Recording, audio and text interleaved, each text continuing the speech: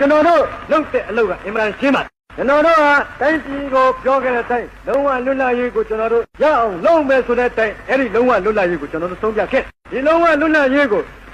ဆုံးဖြတ်ပြီးတဲ့နောက်ကျွန်တော်တို့ဒီတိုင်းပြည်ကိုကြီးညာထားတဲ့အတိုင်းတစ်နှစ်တွင်းလုံးဝလွတ်လပ်ရေးရအောင်လုပ်မယ်ဆိုတာလည်းပဲကျွန်တော်တို့လုပ်နေရအဲ့လိုကြိုးစားမယ်ဆိုပြီးကျွန်တော်တို့လုပ်ဒီလိုလုပ်နေတဲ့အတိုင်းကျွန်တော်တို့လုပ်တဲ့လုပ်ငန်းကအောင်မြင်မလဲမအောင်မြင်ဘူးလားစအခုနဲ့ကဘယ်သူမှမပြောနိုင်သေးဘူးဘာဖြစ်လို့လဲဆိုရင်အချိန်နေလိုပါသေးတယ်ကျွန်တော်တို့နေတဲ့လုပ်ငန်းတွေကမပြီးသေးပါပြီးလာတဲ့တနေ့ပဲခင်ဗျားတို့မြင်လာတဲ့တနေ့ပဲကျုပ်တို့လုပ်ငန်းတွေကအောင်မလားမအောင်မလားဆိုခင်ဗျားတို့မြင်နိုင်ပါပဲအဲ့တော့အခုနဲ့ကမဲ့ကျွန်တော်ဘာမှသိပြီးတော့ကကြီးကျယ်ကျယ်ပြောမနေလိုပါဘူးအဲ့ဒီလိုလွတ်လပ်ရေးရအောင်ကျုပ်တို့ကလုပ်တဲ့နေရာမဲ့အလွယ်ဆုံးအကောင်းဆုံးအေးဆုံးနည်းကိုကျွန်တော်တို့ရှားတယ်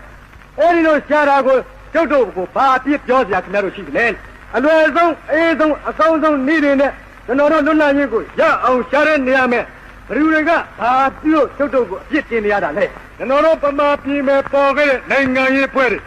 ကျွန်တော်တို့ပမာပြည်မဲ့ပေါ်ခဲ့တဲ့နိုင်ငံရေးကောင်းဆောင်တွေအားလုံးကိုတယောက်စီခင်ဗျားတို့စိတ်ကူးတယ်မဲ့စင်ပြီးတော့ကမာတိကစင်ပြီးစဉ်းစားကြည့်စမ်းပါဟုတ်လားဘယ်လိုလူသားတွေလဲ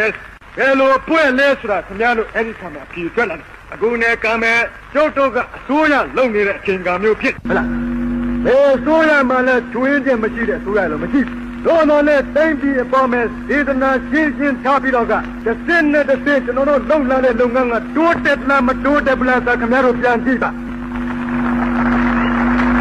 ဒီတော့ကလွတ်လပ်ရေးဆိုလို့ခင်ဗျားတို့ကိုကျွန်တော်ပြောပြအောင်လွတ်လပ်ရေးဆိုတိုင်းပဒေသာပင်မြေကမပေါက်နိုင်ဘူးဆိုတာကိုခင်ဗျားတို့ကိုကျွန်တော်ရှင်းခဲ့ဘာဖြစ်လို့လဲဆိုလို့ရှိရင်ခင်ဗျားတို့စိတ်ထဲမဲ့လွတ်လပ်ရေးရတော့မဲဆိုလို့ရှိရင်ဟုတ်လားစိတ်ကူးကဘယ်နဲ့စိတ်ကူးကြလဲဆိုရင်ပဒေသာပင်ကြီးချက်ချင်းပေါက်လာတော့မလို့နေချင်းညာချင်းပေါက်လာတော့မလို့ခင်ဗျားတို့ရှင်းရတဲ့လူတွေများကြဟုတ်လားတချို့ကလည်းပဲလွတ်လပ်ရေးရပြီဆိုပြီးတော့ဘာလုပ်ကျင်လဲဆိုတော့ကကျွန်တော်တို့အရင်တခါတုန်းကတွေ့ကြတာဟိုဒါဂျပန်ခေတ်တုန်းကဂျပန်ခေတ်ဗမာလွတ်လပ်ရေးပေါ့တရားသူစီဗမာလွတ်လပ်ရေးတုန်းကအဲ့ဒီတုန်းကဆိုလို့ရှိရင်လွတ်လပ်ရေးရပြီဆိုပြီးတော့ဟုတ်လားဟင်္ဒရာနယ်ဘက်မှာကျွန်တော်တွေ့ကြ